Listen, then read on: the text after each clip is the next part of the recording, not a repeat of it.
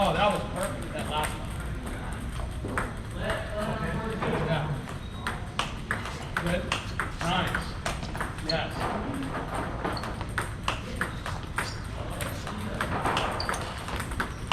Yes. You are listening. There it is. There it is. You hear the rubber? Yes. Yeah. Yeah, that's good. So that's the little bit of delay. Because the main problem is you don't realize how long the ball has to take to get there. I miss judging because sometimes I feel like I started my swing too late. Yeah. Oh, I see. Yeah, and that's why, because you're used to being closer to the table for the count. Yeah, you feel that way because you don't perceive that because you're further back, you do have to start it. Either start it later or swing slower.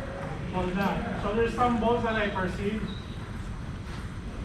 The ball is already here, Right. on my pocket. I haven't even started any swing yet. It might just be me or my perception of that. Yeah, sometimes it's that if you're too close. Too close. Right, but because you went further back, that is no longer.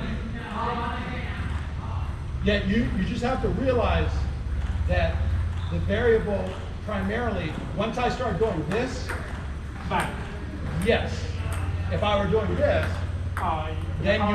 then you would be too late if you swung too slow. Like if I did this, that's a soft shot, so you'd be too late. And most of the time it's a quick feed, like a quick shot, so you just want to counter it. That's why I said, if you stay close to the table, counter it. If you want to loop, back off the table, but you have to realize the ball takes longer to get you. It is countering.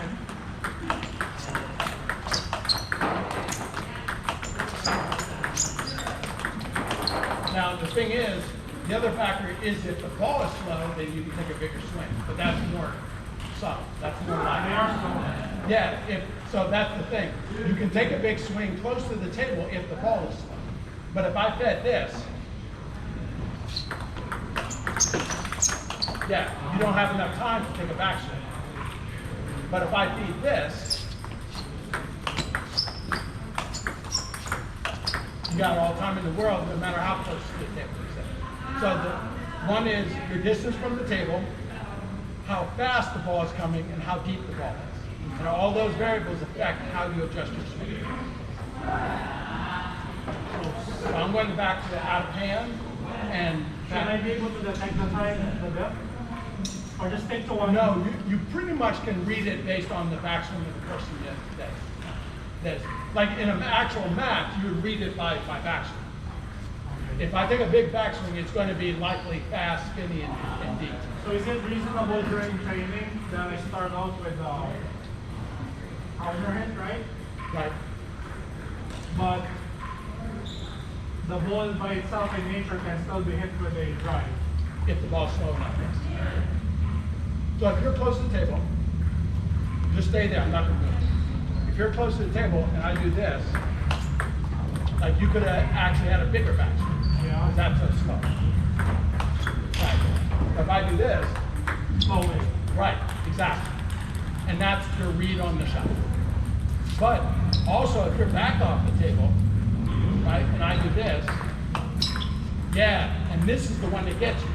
Because you have to, if it's soft, you have to go to the ball. You can't, you're far enough back that if you, yes, and that's not, we're not going early enough. So,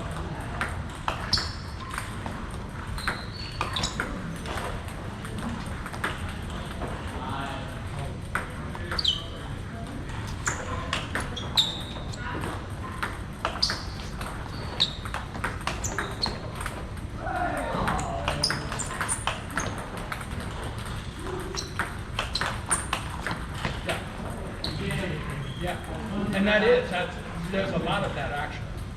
Mostly when I block you, I actually try to fast block you so that you develop this reflex to come back. Because what most people try to do is swing the same swing over again. And then they miss because it's too big. I'm sorry, so back to threes.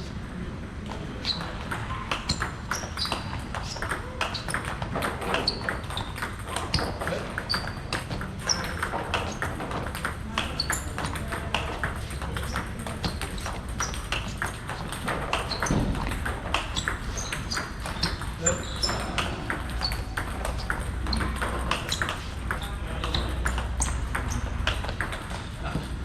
So do you hear it now? I mean, and do you understand that that's good quality contact, that sound, the feel, everything? Because I know you have a problem with judging the quality of your own shot.